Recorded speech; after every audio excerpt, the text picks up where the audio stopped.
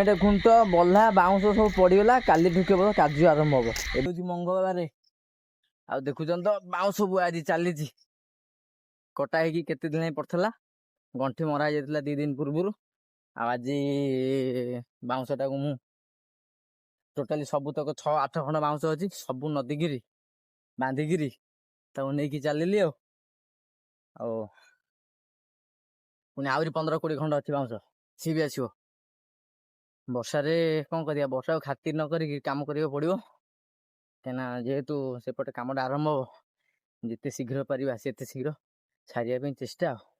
ଆଜ୍ଞା କୋଉ ହିସାବରେ ବର୍ଷା ହଉଛି, ଏଇ ବର୍ଷାରେ ଆଜ୍ଞା ଆମେ ଯାଉଛୁ ଚାନ୍ଦଳ। ଏଇ ଡ୍ରାଇଭର ଭାଇ, ମୁଁ ମାନେ ଡ୍ରାଇଭର ମାନେ ମୋ ସାନ ଭାଇଟା, ଆଉ ମୁଁ ଯାଉଛୁ ଚାନ୍ଦଳ। କାହିଁ କହିଲେ, ସବୁ ବାଉଁଶ ଦୋକାନ ପାଇଁ ଯୋଗାଡ଼ ହେଇଗଲା। ଦଲିଲେ ବୋହିକି ପକେଇଦେଲି, ଖାଲି ବଲ୍ହା ଆସିବ ଆଉ ଖୁଣ୍ଟ ଯୋଉ ପିଲର ଖୁଣ୍ଟ ସେଇଟା ଆସିବ। ଆମ ନରେନ୍ଦ୍ରପୁର ବଜାରରେ ଗୋଟେ ମିଲ୍ ଅଛି, ତାକୁ ବଲ୍ହା କଥା ପଚାରିଲି, ଭଲ ନଥିଲା।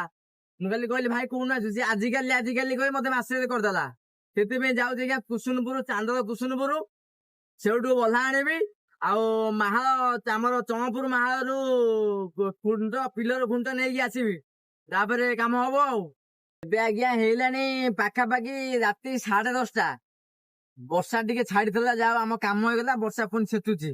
ଖୁଣ୍ଟ ଆଉ ବଲ୍ହା ସବୁ ନେଇକି ପଳେଇ ଆସିଲି। କିନ୍ତୁ ଏଇଖିଣା ଆଜ୍ଞା ଅନଲୋଡ କରିବା ପାଇଁ ଭାରି କଷ୍ଟ ହବ, କାହିଁକିନା ବହୁତ ଓଜନ।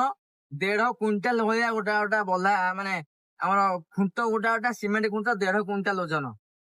ଏଇଆ ଅନଲୋଡ କରିବା। ଆଉ କ'ଣ, ଆଉ ତ କିଛି ନାହିଁ। ଗଲେ ଦିଟା ଖାଇବା। ଆଜି ପୁଣି ଆଜ୍ଞା ନେତ୍ରୋତ୍ସବ, ଏମିତି ସବୁ ଜିନିଷ। ଆଜ୍ଞା ଆଉ କଥା କହିବାକୁ ଧୈର୍ଯ୍ୟ ନାହିଁ।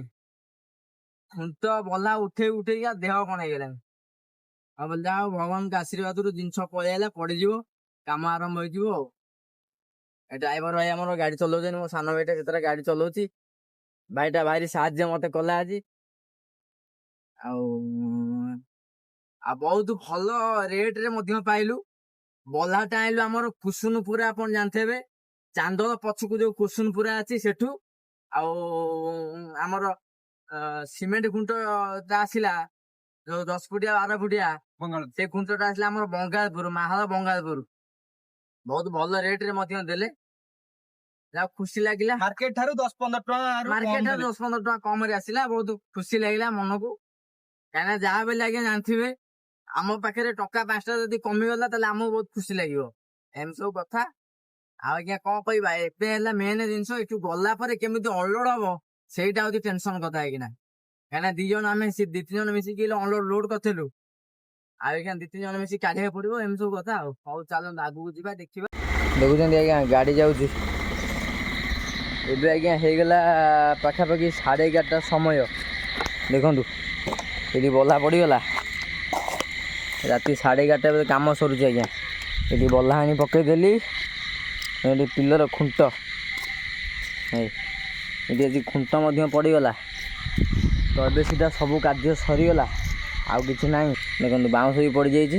ଏଟେ ଖୁଣ୍ଟ ବଲ୍ହା ବାଉଁଶ ସବୁ ପଡ଼ିଗଲା। କାଲିଠୁ କେବଳ କାର୍ଯ୍ୟ ଆରମ୍ଭ ହବ। ଏବେ ସୁଦ୍ଧା ସବୁ କିଛି ସରିଗଲା କାର୍ଯ୍ୟ। ଏବେ ଯିବି ଆଜ୍ଞା ଘରେ, ଏବେ ଯିବି ଟିକେ ଗାଧେଇବି, ଖାଇବି, ଶୋଇବି। ଆଉ ଆଜ୍ଞା ଧୈର୍ଯ୍ୟ ନାହିଁ ମୋ ପାଖରେ। ରଖୁଛି ଆଜ୍ଞା।